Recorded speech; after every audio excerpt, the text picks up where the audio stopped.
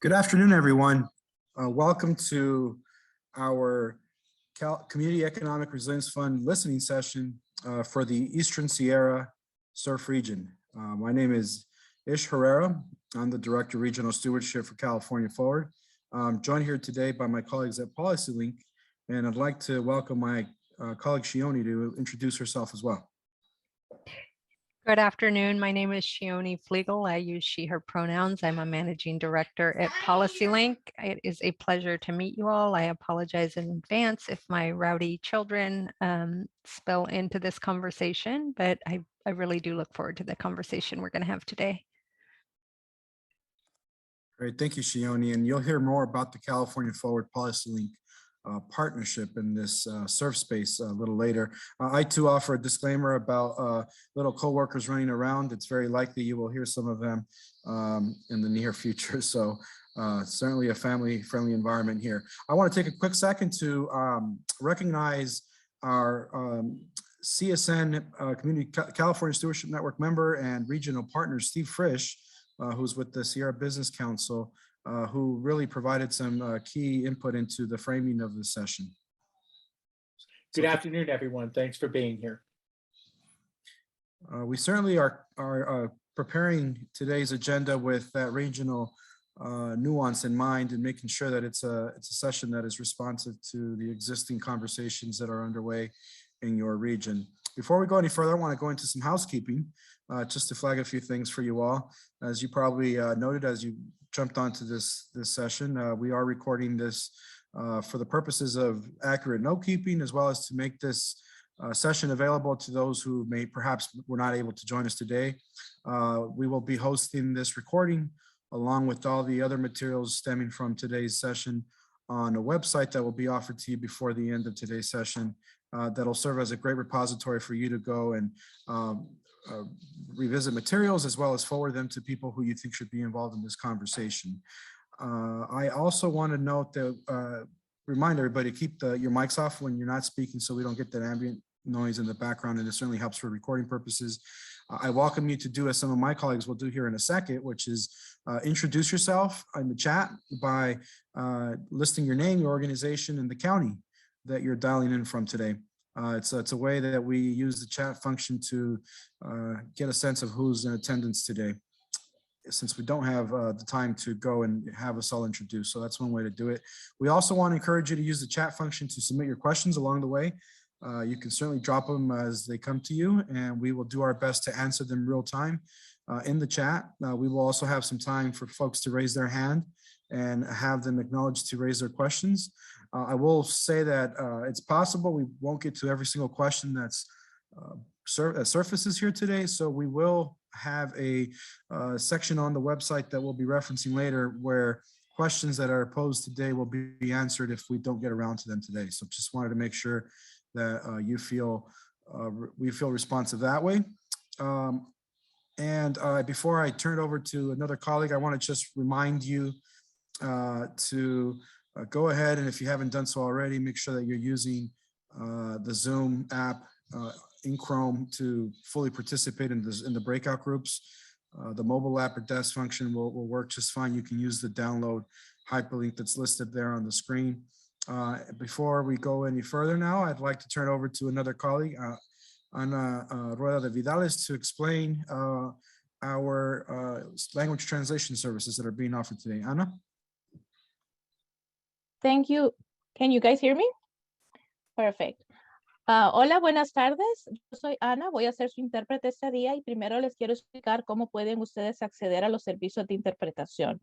Ustedes van a ver en el fondo de su pantalla un globo mundial que dice interpretación. Ustedes ahí le tienen que dar clic a su idioma de preferencia y si ustedes quieren escuchar solo al intérprete, tienen que poner mute original audio. Si ustedes no le ponen mute original audio, van a escuchar a la intérprete a un 8%, perdón, y al ponente principal a un 20%. Si usted está en un teléfono o en un iPad, tiene que irse a los 3 puntitos que dicen More. Entonces se van a interpretación y eligen su idioma de preferencia. Es importante que presionen Done para que se active esta función. Good afternoon. My name is Ana Vidales. I'm going to be your interpreter. And in any case, somebody wants to participate in Spanish, I will be doing simultaneous English interpretation. So all you have to do is click into the world icon that you see under your screen. You pick the English option so you can hear the simultaneous interpretation. If you're joining us through a phone or an iPad, all you have to do is click on the three little dots, go to interpretation, pick the language of your preference, and then pick done. There's also an option that says mute original audio. If you mute that, you're only going to hear the interpreter. If you don't mute it, you're going to hear the interpreter at an 80% and the speaker at a 20. Well, that would be it. Thank you, and I hope you enjoy this meeting. Muchísimas gracias, Ana. Thank you. Well, today's session, myself and Shioni won't be the only speakers. I want to give a chance to our two other colleagues to quickly introduce themselves before we begin our overview. Why don't we start with you, Lupe? Hi, everyone. My name is Lupe Garcia. I'm a coordinator with PolicyLink, and I'm calling in from Oakland. Thank you, Lupe. Patrick?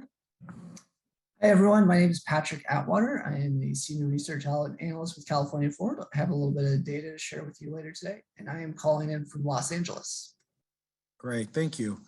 And we will be hearing from these folks later, but for now we will jump into a bit of an overview of what this CERF Community Economic Resilience Fund program is. And before we do that, I want to turn it over to, did I miss anybody, Shioni? I'm going to go next, I think, and introduce folks to the whole agenda. Then I'll pass it back to you, Ish. That's right. Thank you. So thank you all for joining us today. We're thrilled to be in this conversation with you. We have three objectives for our conversation. Our hope is that we can spend some time helping to build awareness and understanding of the CERF program. So as Ish said, we'll jump in just a minute to providing a quick overview of the program and answering any of the questions that we can. We may not be able to get to all the questions today, but we'll certainly share in that conversation how we'll come back to those unanswered questions. We also wanted to create space to introduce our partnership. So California Forward and PolicyLink, we are collaborating to support successful implementation of this program. And we'll spend some time sharing a little bit about what that collaboration looks like today and how we hope it will be able to support you over time. And then the bulk of our conversation we want to spend having with you all, thinking about how we begin to organize for success. What are the things that you all can be doing together? What's the work that needs to happen in the near term so that we really set this process up to be successful in your region? So that's how we're going to spend our time today. I'm going to pass it back to Ish so we can dive in.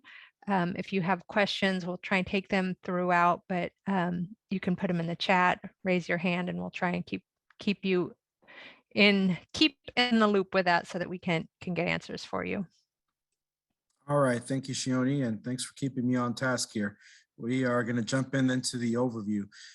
Many of you have perhaps been following this program since its initial conversations took place, but others of you, this might be the first time you're listening to a presentation on the Community Economic Resilience Fund, maybe asking yourself what it is. Essentially, it's a great opportunity. We've been calling it a once in a generation type of investment for regional economic development here in the state. It's a set of monies that have been set aside by the state of California. The funds have become available through federal ARPA dollars and must be exhausted here in California the end of 2024. The fund is a $600 million fund that was established in September of this past year. It's being administered by 3 state government agencies that are listed there on your screen. It's being allotted in 2 phases, which we'll go into in a second, but it has the overarching vision of really trying to continue the socioeconomic recovery that has been confronting all of us from the ongoing COVID-19 pandemic, with a keen eye on creating high quality jobs that are accessible for all Californians. It's meant to also continue some of the work that regions have been doing and catalyze regional economic development planning that will help regions really funnel their resources and their energies into industries that will help create a thriving, sustainable economy that is carbon neutral, that has the potential for high growth, all while leveraging state, federal, philanthropic resources, public, private, and creating and catalyzing long-term economic resilience that all residents, in this case, the Eastern Sierra counties of this program. And it's meant to be very inclusive, very equitable, and integrate the priorities that we hear from community residents. And hence, one of the big steps we've taken is to make sure that the inclusivity aspect is front and center from the beginning with the language translation services that we're offering today as a vehicle to garner that input. So we certainly hope those of you who prefer that function are using it today. On to the next slide. We want to just highlight here the two phases of the CERF funds. I mentioned that the $600 million are being divvied up into two phases of rollout by the state through a competitive solicitation process. We anticipate that that in early February, the final guidelines for the first phase of the funds, the planning, what we're calling the planning dollars, the planning funds, will become available for regions like the Eastern Sierra to apply for and be awarded shortly thereafter, later in the year. We do know that there are 13 regions in the state of California that have been designated with county boundaries, and each of those 13 regions shall receive up to $5 million each for these high road transition planning grant efforts, which is the way it's being titled here. The second phase is offers regions like yours an opportunity to tap into a broader pool of funding to implement what we're calling the implementation phase, to implement regional priorities that surface through your planning process, as well as regional priorities that have potentially already been elevated in other processes that are underway in your region. There's certainly an interface there that we're hoping to get more information on from the state on how to leverage those two avenues. But the point is that the planning phase process should yield a document or a plan that creates regional priority projects initiatives that then can be competitive for the second phase of monies, which is in the $500 million range. Next slide. Here's the timeline that the expected timeline, but this is based on what we've heard from representatives that we've been speaking to at the state level. You see there's currently a public comment period available for all of you to submit your input on and your feedback, your recommendations, concerns. That period closes on January 28th.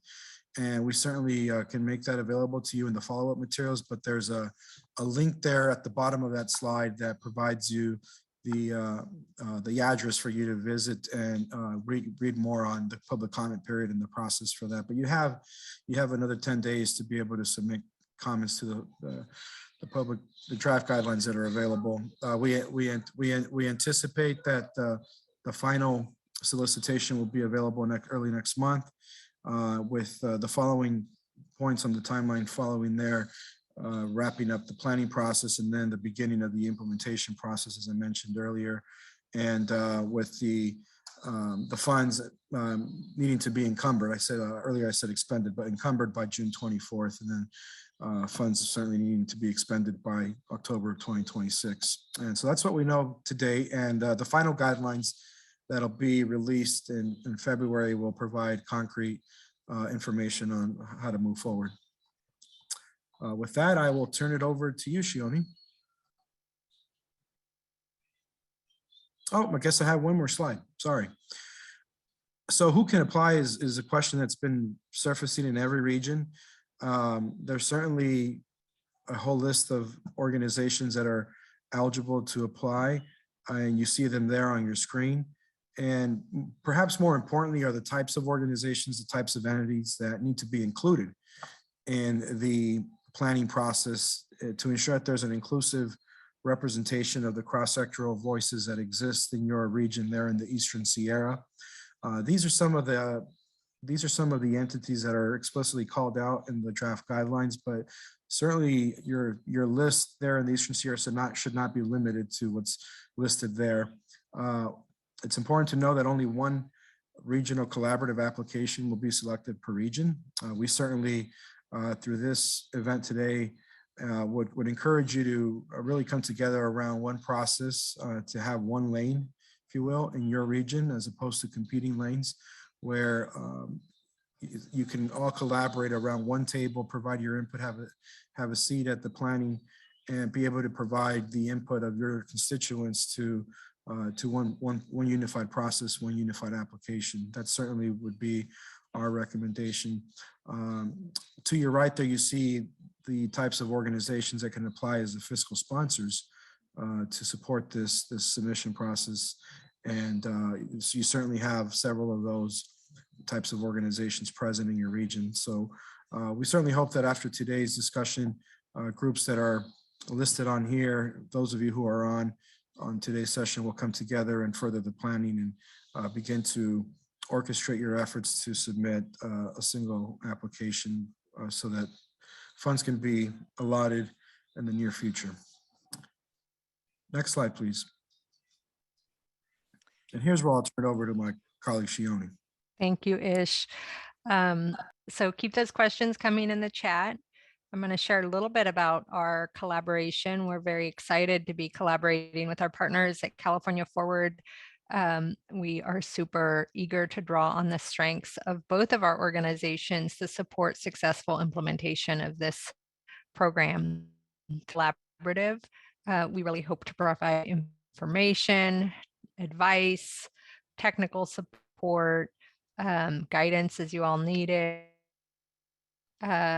to move towards a few different things. One, our organizations are very committed to the development of inclusive, equitable, cross-sector, multi-jurisdictional collaboratives. The program really envisions this, and we want to support you all and others in other parts of the state delivering on this vision.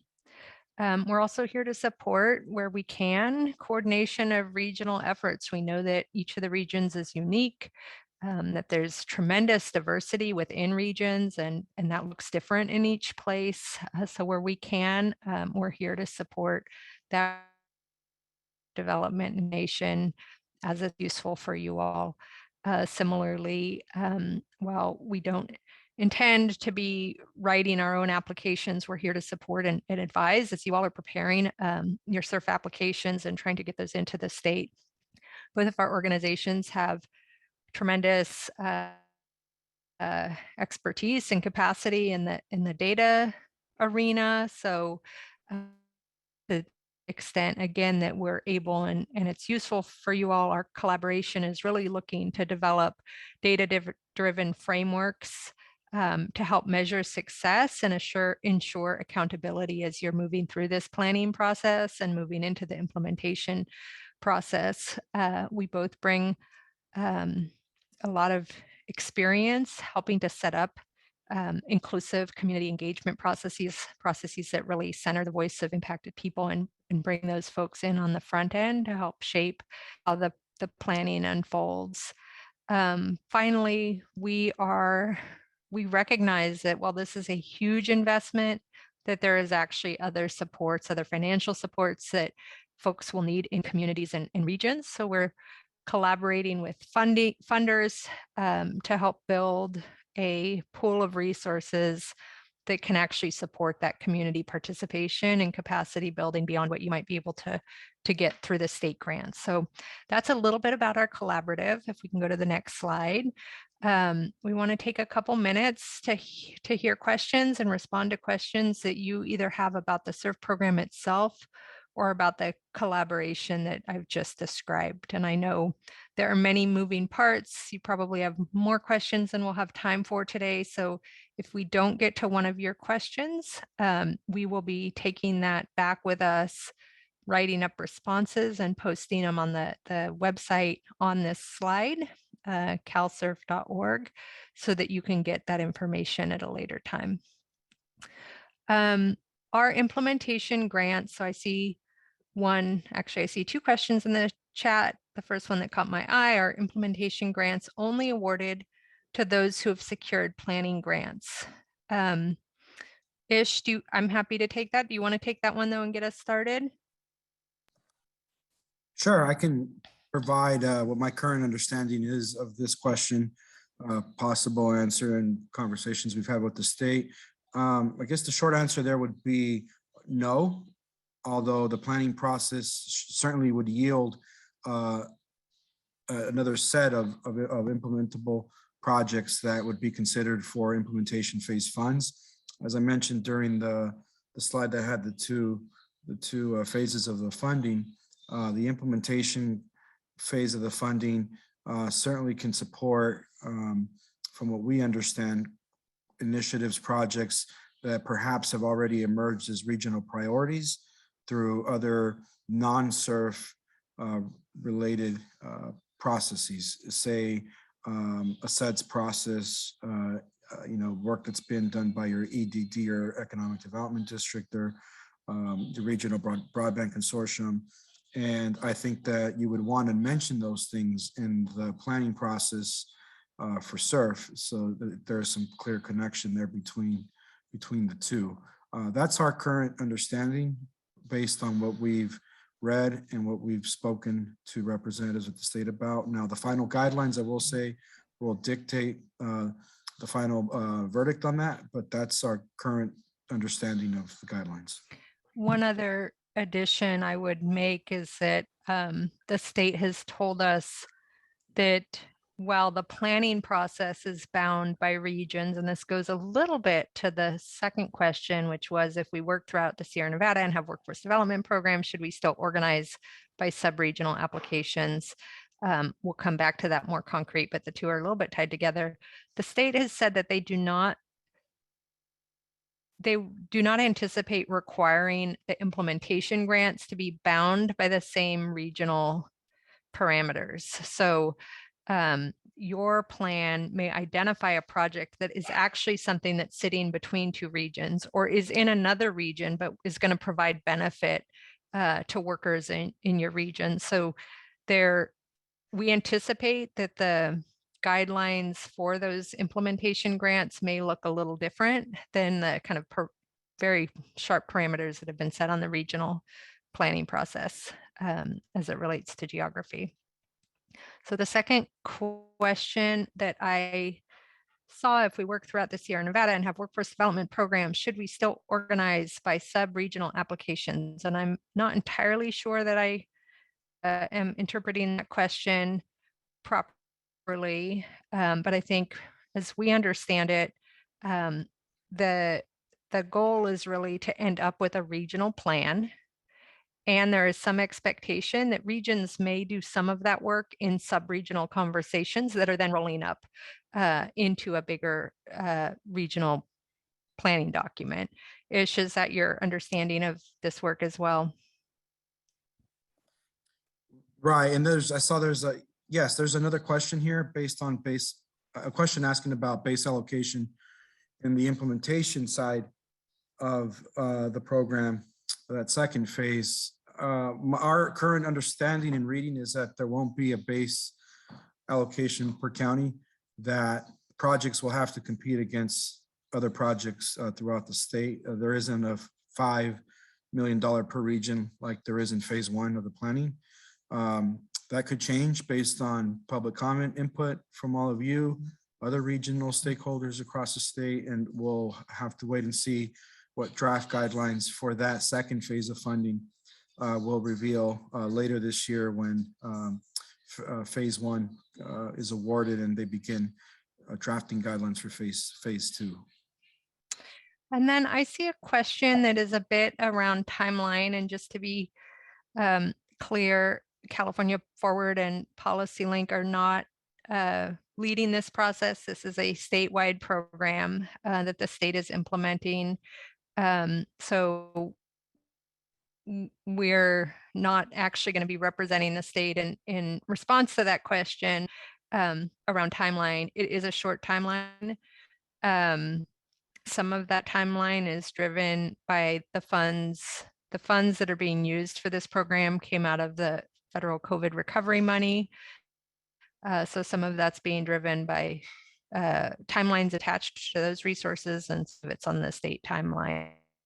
But we are sympathetic to that concern that you're expressing. Yes, we are absolutely with you on the concern about the timing.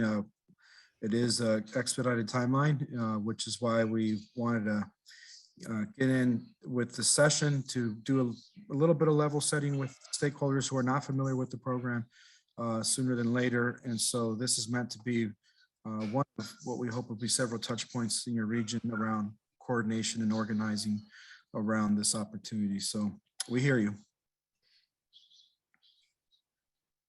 Are there any other questions that folks would like us to try and answer before we move in? I see one from Brett. If there are multiple economic development districts or said subgroups for CERF, won't necessarily follow these existing economic development districts identified priority projects.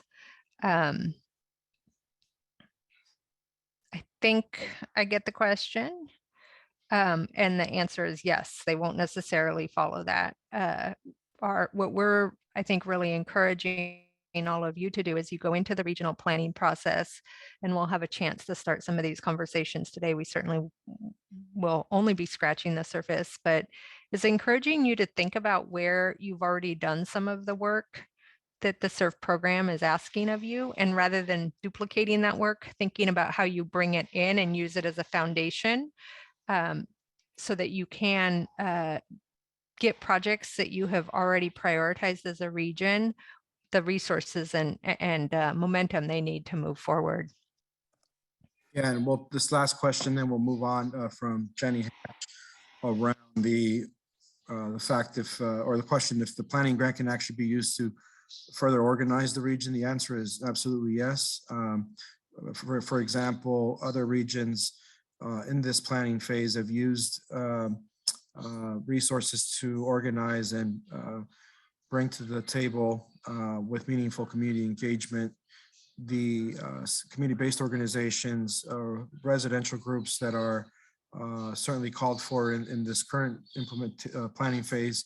But that's one way you can continue to organize. Just one example that other regions have deployed some of their resources on with the regranting function, which Shioni mentioned earlier, to provide, among other things, Spanish language translation in some regions, childcare, and stipends even. And so those are all options that I think will become clear in the final guidelines for this program under phase one.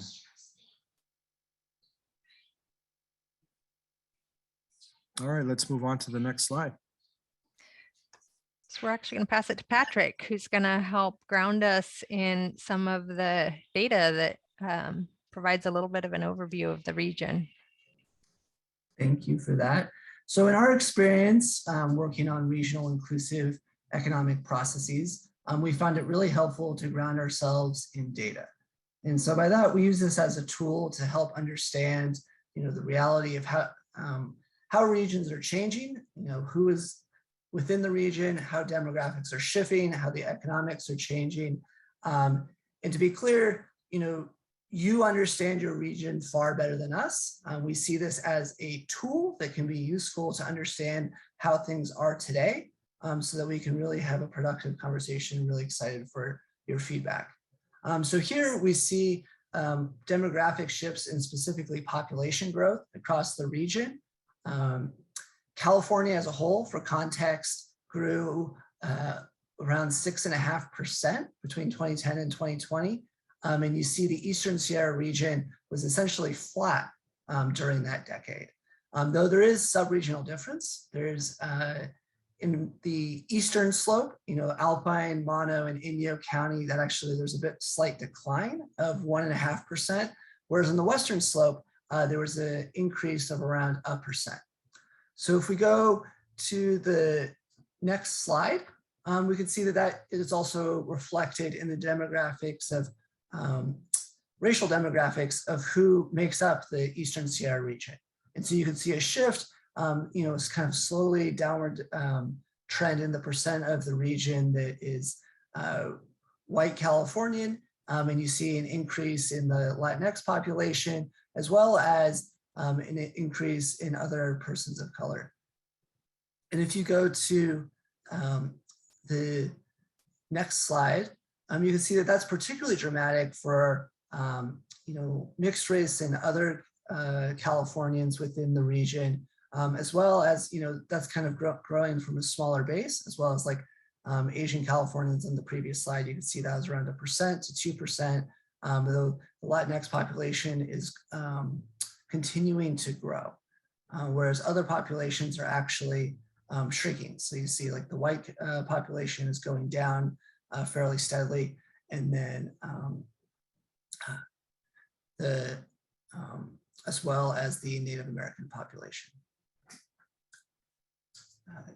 If you go to the next slide, you can see that that actually differs a bit within the region. So when you look at the eastern slope, that is the diversity there is more pronounced in terms of the percent of the population that is people of color. So you see Alpine, Mono, and Inyo far higher than the western slope. And so you see that's predominantly, there's tends to be more Latinos and other people of color in that portion of the region. This shifting demographics is particularly critical as we go to the next slide, as we think about inclusive economic development, because there are widely disparate outcomes across racial demographics within the Eastern Sierra. So there's almost a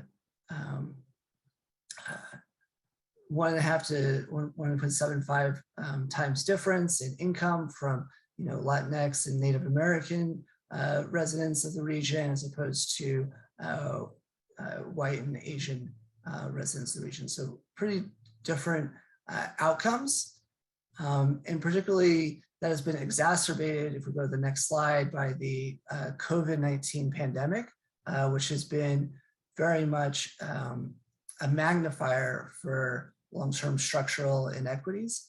And this map shows the region's vulnerability using the Advancement Prospects COVID-19 risk assessment. So looking at the ability to recover from COVID risks and some of the economic shocks. And you can see some of the areas are shaded white because there wasn't enough population and data for those areas. But you can see that there's kind of some disparate, though generally moderate to high vulnerability across the region. And this is also particularly critical as we look, because we know that there's both different risks and also different aspects of the regional economies. The Eastern Sierra slope tends to be a bit more focused on energy and transportation, whereas the Western slope is a little bit more, economy is focused a bit more on recreation and tourism. And then there's also a big opportunity with this inclusive planning process in terms of if we can realize and build a more equitable economy, we can build a truly much stronger economy. And if we go to the next slide, we've provided a means to see this at a high level. The economy could be approximately $1 billion stronger, so increase in GDP as a result of addressing the inequities that we saw earlier in income by racial demographics. So again, the short summary is, the population, the demographics of the region are shifting. That increases the imperative for equity. And if we can build a more equitable and inclusive economy, there are very large gains that we can reap both for the region and for us all as Californians. So with that, we'll go to the next slide, and we have a couple of questions that highlight some of the, the feedback that we're looking for all in terms of the data. Basically, how does this align with your experience? Because you know your region better than us. Was there anything surprising? What is your takeaways, and what does this mean as we proceed as part of this planning process? And then what other data and resources do you typically go to and would be useful as we embark on this? And as Shione helpfully types into the chat, we'd love to hear any of your questions and feedback and thoughts, kind of similar protocol typed into the chat.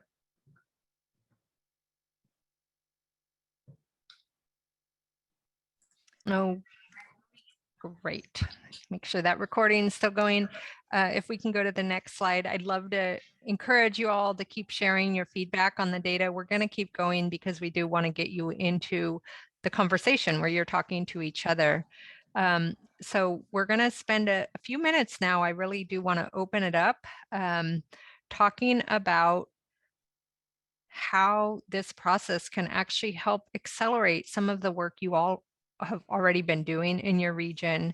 And then thinking about a little bit about new partnerships that need to be created to be successful. We'll spend some time talking about that here as a big group before we break out and have some smaller group conversations on related questions. So I'm going to encourage folks to either put your name in the chat or put a question in the chat. We want to invite you in, and really starting with this first question around what existing regional collaboratives or partnerships can be accelerated. What's the work you're already doing that you really hope this process can help move forward?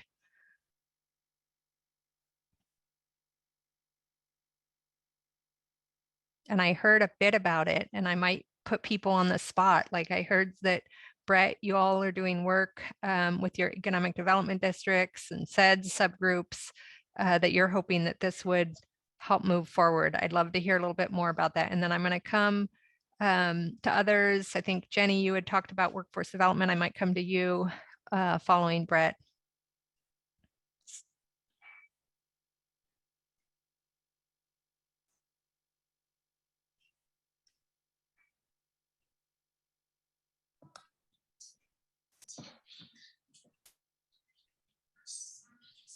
Yeah, we also heard about the existing efforts with the Sierra Nevada Conservancy. We certainly would love to hear a little bit about that and how that could potentially have a linkage to this process or contribute to that. So Steve, I see you responding to the question about the CEDS and the EDDs. You want to say something about that before I go to Jenny? And Jenny, I see your thumbs up. Thank you for being a willing voluntold participant. Yeah, it just seems to me that part of the process in the planning phase really should be collecting all of the data and the strategies from the existing sub-regional economic development activities, identifying where all the gaps are, and then in the interest of leveraging future funding, looking at the places where the comprehensive economic development strategies need to be updated or improved or augmented in order to access federal funding, and then looking at places where economic development districts exist and where they don't exist, and making sure that there's uniform opportunity for coverage across the region would be really important. So that's one aspect of it. And then the other aspect of it is this issue that part of the guideline direction is to be looking forward to reducing carbon emissions and climate adaptation as key objectives, looking at what the climate adaptation planning capacities are in the region, and then looking at capacity around those services. And then finally, there are a ton of tribal workforce development and economic development efforts in the region. Aggregating those together as kind of a key strategy would be really important too. And then I noticed that Elisa placed in the chat this comment about biomass and bioenergy. Clearly, forest management and what to do with woody biomass in order to reduce wildfire risk and greenhouse gas emissions is a key issue in this region. So that thing of looping in the bioenergy development industry as a key strategy would seem to be really important as well. And I know Tuolumne County has done some amazing work around that, and that in the Eastern Sierra, a lot of work is going on that in both Mono and Inyo County. So I think there's a lot of opportunity here. Thank We you. actually have Elisa's hand up, so why don't we turn it to her? Thanks. Yeah, Steve is always a hard act to follow because he's really our brilliant big picture thinker here. But I work with a lot of the organizations and help them get funding. So both the actual economic development funding, loans, investments, but also grants. So we have 3 areas, and that's the restoration economy, the actual manufacturing, which is sort of part of it, of biomass manufacturing and energy, and then also tourism and recreation. And tourism and recreation is the vulnerable sector because whenever we have a fire or a pandemic, it goes way down. So we've been looking at the very large picture grants like the Build Back Better Regional Collaborative and the RISE grant to try to diversify our economy by growing that restoration economy and the manufacturing sectors. And the restoration economy has huge potential for diversification, for diversity. If the CAL FIRE has is not just funding fire projects now, they actually have a workforce and business development, and it started with a project at Shasta College. And if you look at that Shasta College heavy equipment training program, very diverse. And then what Steve was mentioning about the tribal workforce development grants that we have, we started that actually with Calvaris Healthy Impact Product Solutions. They went and worked with the Sierra Institute to get a high road training partnership. So what you see is we don't work in these subregions. We work throughout the whole Sierra. So this is a little difficult for us because first of all, the east side and the west side, they don't always, they're different subregions for the Sierra Nevada Conservancy. So for us, we were going to try to make this happen as a true collaborative that had the right people in the room. It just would take a lot of time. There's a really good economic development district, but they don't go into Inyo County. So at any rate, I think that there's a lot of look at workforce development, and Jenny Hatch is in the room to talk about the project management, the kind of work that they do with the restoration economy. I think that there is a huge amount of money coming down for forest restoration, huge amount of money. And we want to take advantage of that. In past, it's been contracting firms from outside of the region that have come in and gotten that. So workforce training, equipment, that's a huge need for the businesses here. Workforce business development. And we've been trying very hard to get this going. So this is really frustrating for me because we've been trying to milk all of the grants that we could possibly get for our little region with a low population and low political capital. And then all of a sudden, boom, here's a bunch of money. It's, well, you have different regions than we do, and we haven't had the time to get everybody together. And I just don't want us to lose because of that. Thank you for all of those wonderful insights. Jenny, I would love to bring your voice in. And as you all are listening to Jenny, I also think to some of what was just shared, start thinking about what are the partnerships. I'm sure you all have already been thinking about this, but maybe share in the chat, what are the new partnerships that need to be created for this to be successful? What are the partnerships that you've already created that you can build on? Again, we're all, I think, feeling the same pinch from a time perspective, but let's start generating some of those ideas. So Jenny, can I pass it to you to share some of the workforce development efforts that you all have been engaged in that you think are important to be building on? Sure. Thanks for taking the time to listen. So in general, we've had a few different projects going for the last several years. We've had an AmeriCorps program that we've run for the Sierra for the last 14 years that's focused primarily on watershed level work. We started, thanks to the Sierra Nevada Conservancy, Forestry Fellowship Program 2 years ago, where we place these are all our AmeriCorps program and our forestry fellow. It's been sort of a pathway. So the AmeriCorps members, some of them have been elevated to forestry fellows.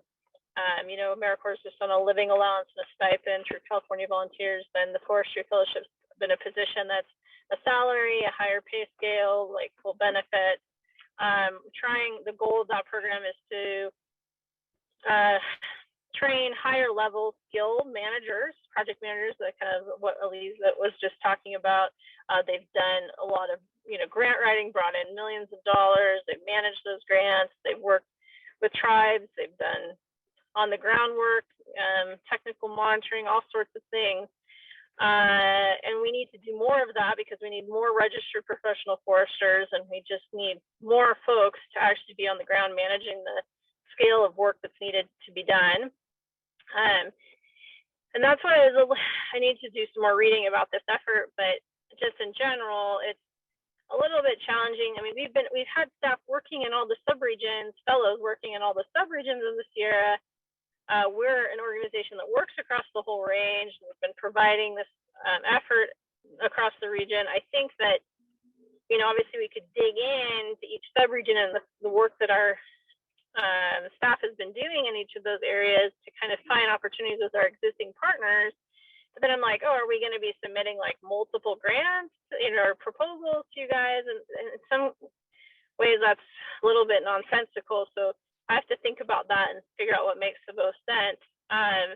But I feel like there is an opportunity to be doing more on a larger regional coordinated effort in terms of like what Elisa was saying, like training and like working with academic institutions for accreditation and certifications, and really developing a pathway. We also started this ambassador program this year that was high school students and junior college students. So, you know, we sort of have this high school, junior college, AmeriCorps, after AmeriCorps, like graduate type work. And often the organizations have then hired, you know, either our AmeriCorps members or our forestry fellows on to those organizations. And I think that there is a need for workforce development, obviously in a lot of different sectors, from jurisdictional workforce capacity to forest health, to climate. There's a lot of need. And I do agree with Elisa that is gonna be challenging to kind of pull this off in a short turnaround, but I do think we'll try. That's about all I have, I guess, for now, unless you guys want to converse or question. Thank you, Jenny. I want to move us into smaller group conversations. So hold some of what's in your head. You'll have a chance to talk with each other. We're going to move into, I think we're going to split into 3 groups. In these rooms, we're going to be digging into 2 questions, which I am trying to post in the chat for you all. And, you know, we'll give you about 10 or 15 minutes in the rooms. We're going to have to adapt the schedule. We're a couple minutes behind, but you have about 10 or 15 minutes in the rooms. Is that right, folks? Can somebody confirm that? Yeah, we can do 15 minutes. Okay, great. So we'll be in the rooms for 15 minutes, and then we're going to come back and ask that each group be prepared to just share a couple sentence high level takeaways, not all the details of what you talked about, but some high level takeaways around these 2 questions. We're going to ask you to think about which specific organizations within this Eastern Sierra region need to be engaged to ensure that CERF is an inclusive process. Who are the folks that you think need to be at the table? And then we want to dig in to some of what y'all are already kind of raising, that there's not kind of one ready-made vision of what success looks like, and you're going to have to define that for your region. So we want to hear from you. What would a successful CERF planning process look like for your region? How would you set that up, etc.? So that's what we're going to have you do. I believe we're going to be recording in the breakouts as well, just for note-taking purposes. So if we could get moved there, we'll come back together in about 15 minutes. Welcome back, folks. I hope you had productive conversations in your small group discussions. We're going to spend just a couple minutes now hearing from each of the groups, hearing a quick report out on high-level takeaways, themes, things that emerged in your breakout group. So I might go to Ish first, to Ish's group, and see if you want to share out. Sure, and a lot of, we recorded our sessions, so the list of organizations that were rattled off by our various contributors will be documented that way. But I wanted to highlight one area where it was interesting because it was surfaced as an opportunity, which was what sounded like a lack of organizations in the region around housing, housing affordability, housing production, and really what folks expressed that outside of I think Tahoe and Truckee, that the Sierra Nevada really doesn't have that kind of civic infrastructure for folks that are advocating for affordable housing of all shapes and sizes, including reentry programs, housing for homeless, and what have you. And so someone mentioned that that there's a couple of organizations that kind of serve in that role. I'm not sure if that was the Sierra Nevada Conservancy that was referenced, but that they really, that's not their, it doesn't sound like that's what they're tasked to do, but they're kind of serving in that role. So there was a question if this funding would provide an opportunity for a regional housing focused organization to be stood up using some of the funding, but certainly housing came up as an opportunity. Thank you, Ish. Patrick, I think you had the other group. Can I go to you next? Yes, thank you. So our group had a strong consensus around the importance of starting with sub-regional breakouts. So looking at the eastern and western slope, very different pieces there. And in terms of ensuring a successful planning process, really emphasize, in terms of who needs to be included, there was a bit of a dearth of folks from the western slope, and that will be really critical as we move forward. And then also emphasizing as we look towards building inclusive economies and increasing jobs that pay a living wage and all these great things, to also really make sure that's linked to housing so that there's places for those people to be there, and really emphasizing that as a critical issue. And then there are also a variety of organizations, which we have notes on, that will be critical to engage, emphasizing like the importance of the tribes, LEDWP, which is really key in the eastern slope, particularly if you know your California water history and all that.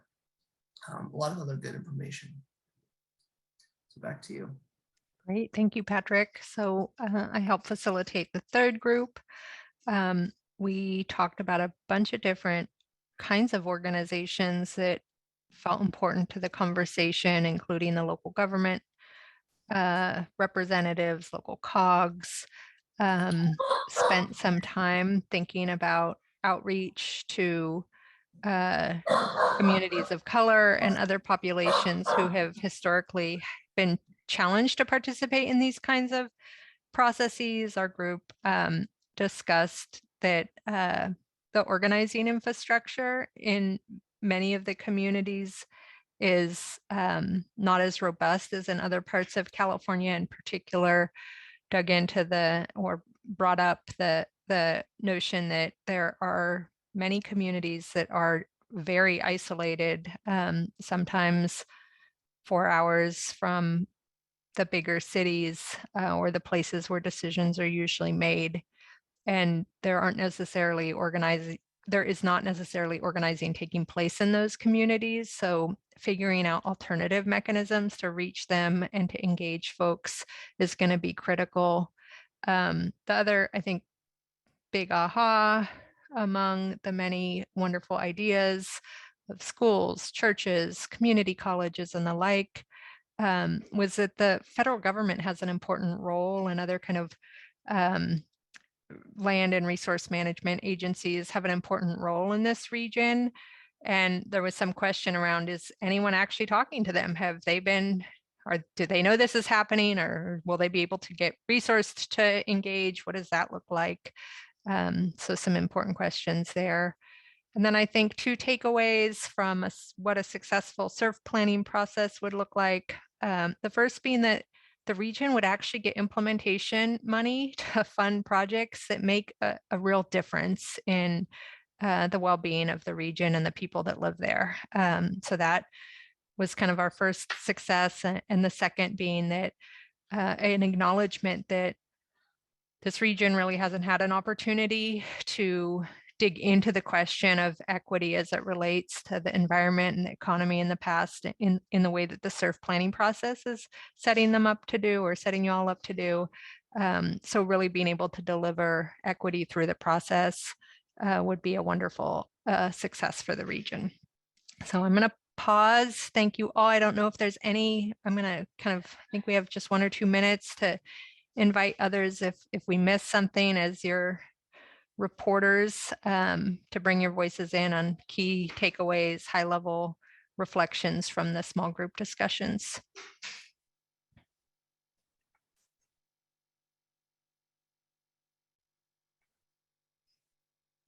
Okay, seeing no questions or hands, I'm going to pass it back to you, Ish, to talk about next steps.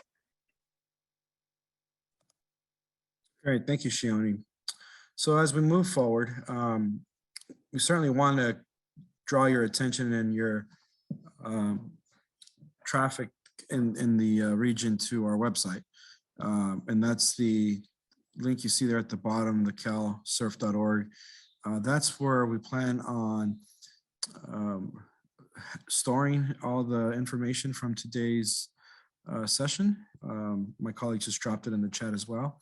But there you'll see in the near future a synthesis of today's discussion, the recording from today's sessions, any resources that surfaced from our discussion today will be hosted there. It'll serve as a resource, a toolbox for you all to reference and share with people in your region who perhaps were not able to attend today. We also encourage you to check in on the state's CERF website, which we shared earlier and is also found below there on the final line of the slide for updates as it pertains to this program moving forward. As I mentioned earlier, there's an upcoming deadline on the 28th of this month for issuing your public comments on the draft guidelines that have been made available. And that link has just been dropped into the chat as well. We also foresee there's also actually a public comment period that's closing on Thursday related to the results framework and the metrics for the CERF program. So if you have some feedback you'd like to issue on that element of the program, we certainly welcome you to do so through the public comment process as well. But check up on that website periodically just so that you don't miss anything that's pertinent. And we certainly want to continue to hear from you. Myself and Shioni and everyone else on our team for that matter will be available to take questions after today's session via email. If you want to reach out to us, there's our respective email addresses on the slide. And we also want to hear from you in terms of how we did with this session. Was it valuable? Was it deficient in some areas? We want to hear from you and would love for you to fill out the survey, which will be offered to you in the chat here momentarily. And we encourage you to fill that out as soon as possible. It's a brief, anonymous survey that'll help us refine our messaging and make these sessions more constructive if they need to be in the future. And so let's stay engaged and let us know how we can continue to help. And then finally, on the next slide, I just want to remind everybody that, you know, this is a state-run program. This is not a program that's being administered by California Forward and/or PolicyLink. Our role is to be here in service to regions like yours to help you succeed in acquiring the funding that's been made available and then deploying the funding based on the experience that we have in working in this space of regional inclusive economic development, and certainly sharing the best practices that we have acquired from other geographies in California. And so, you know, take this slide in front of you as a menu, if you will, of ways that we can help you develop, co-design, deploy your CERF-related activities We certainly hope that today's session is not the only touch point that we have with your region. We want to be here available to support your efforts wherever they make sense for you and whenever they make sense for you. And so if we can help in any of the ways that you see there in front of you or things that may not be listed there that you may have a need for, we certainly will consider your input. And so thank you again. And Shioni, let me turn it over to you for the final words. No, just huge appreciation for all of you and the amazing work you are doing in your communities. This program certainly will not be successful without you. So appreciate you coming out, and we're just here to support in whatever way we can do that. Yeah, and actually, Shioni, let me pause really quick and just say that if there are any outstanding thoughts or questions that people have, we surprisingly still have 10 minutes left. I guess we were pretty efficient today, so we can certainly use that time to capture any other input that any of you have or questions or just comments that you want to circulate to the broader group here in this session. So let's give that time back to you and let's hear from you. So anybody would want to add anything that hasn't been said already?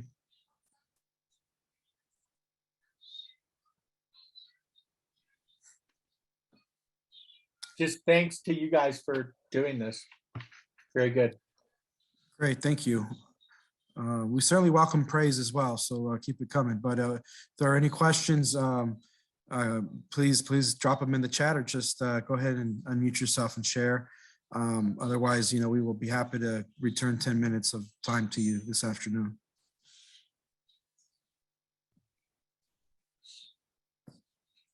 All right, looks like folks are going for the latter. So thank you once again. I want to say thank you to our respective teams at California Forward and PolicyLink. Thank you, Shioni, for delivering the information alongside of Patrick and I. Thank you to Ana Vidales for her translation services. And we certainly hope that we continue to stay in touch with you as you launch into this great opportunity that is the Community Economic Resilience Fund in the Eastern Sierra region. So with that, thank you again. Enjoy the rest of your evening, and we hope to be in touch soon.